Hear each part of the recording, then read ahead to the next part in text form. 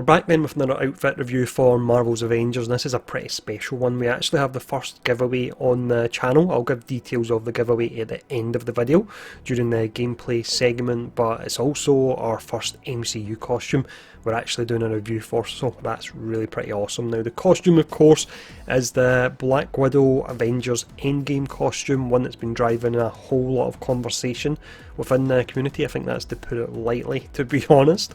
But in this video what we'll do is we'll start off, we'll compare it to the best equivalent we actually have in this instance.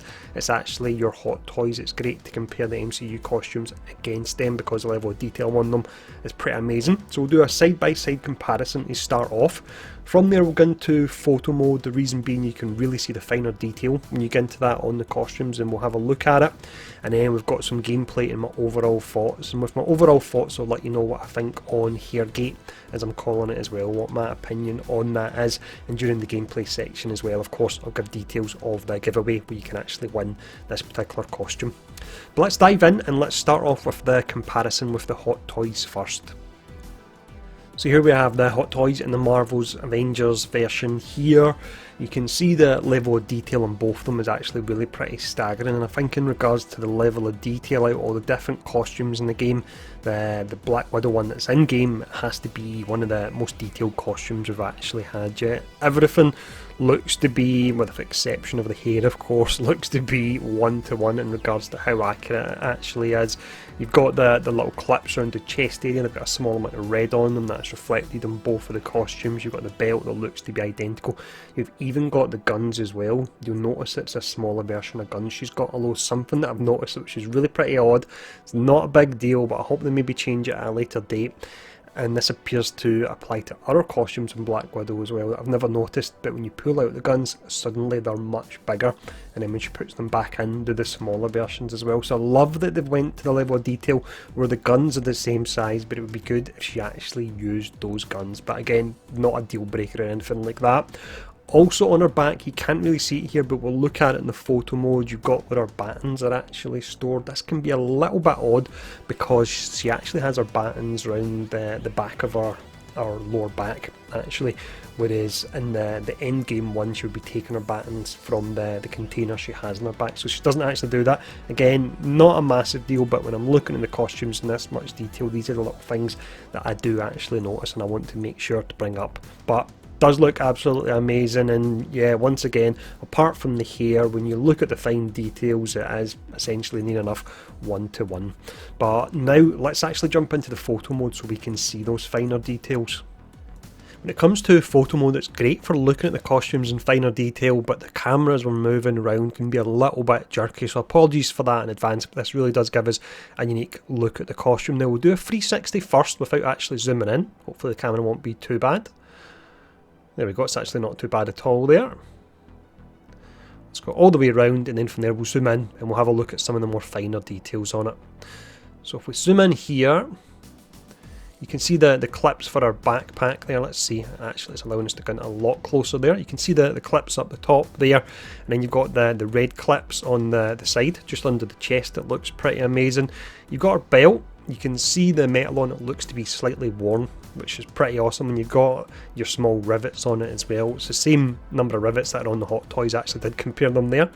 You've then got the time device, which ties in with Endgame, so it's great that that's actually there. And then if we spin round a bit here, you can see the gun, and you can see it's a lot smaller, and again, as mentioned, when you pull it out it does get larger, which looks odd. Not a deal breaker, hopefully they'll change it in time, but I like the fact on this costume the gun at least does match there when you're not using it.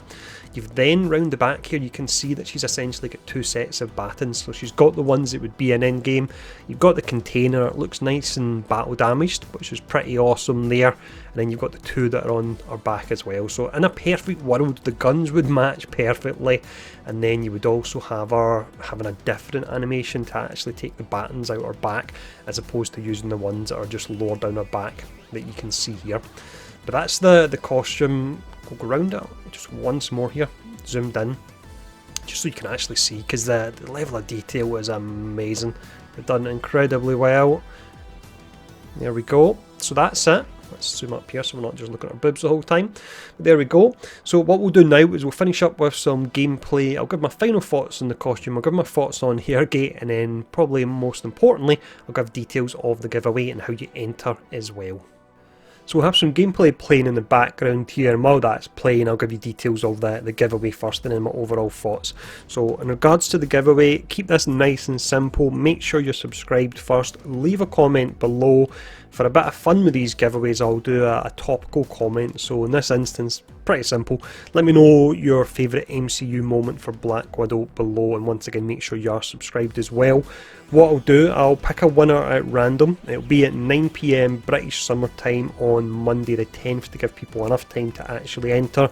There's no gifting in game, hopefully that changes in future because it'll make this a lot easier and I'll look to do more of these, but there's no gifting in game. So what I'll most likely do for the winner is give them a PSN, Xbox or Steam gift card. Now the costumes come in at less than $20, I think it's $14 or something they come in at, and I think you can only get your gift cards in $20, so you'll be getting some extra money for some more points as well there. In regards to the actual costume, exceptionally strong start, it really does look amazing. There was a few nitpicks that I did pick up in the video, mention the fact when you pull out the guns they change, which is really pretty odd, but again I think that applies to all Black Widow's costumes. I need to go back and actually check more of them. You've got that, and then you've got our batons which don't actually come from the container on our back, they come from our back. But other than that, I've mentioned that a few times that the level of detail is incredible on the costume. I think it's possibly one of the most detailed costumes in the game to date.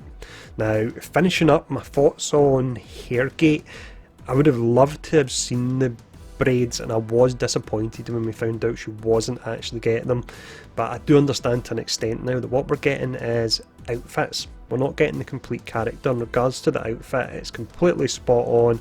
I'll say it once more, the level of detail is amazing on it. But it's an outfit at the end of the day. We're never going to get the MCU faces, which means we're not going to get the equivalent of the MCU hair on characters either, which, yes, bit disappointing, but I'm still really happy overall with how the costume does look. So let me know what you actually think of the costume below, and if you want to get into the giveaway, make sure you leave your comment about your favourite Black Widow moment as well, and make sure you are subscribed. And thanks for tuning in for this. Stay safe. I'll see you all again soon.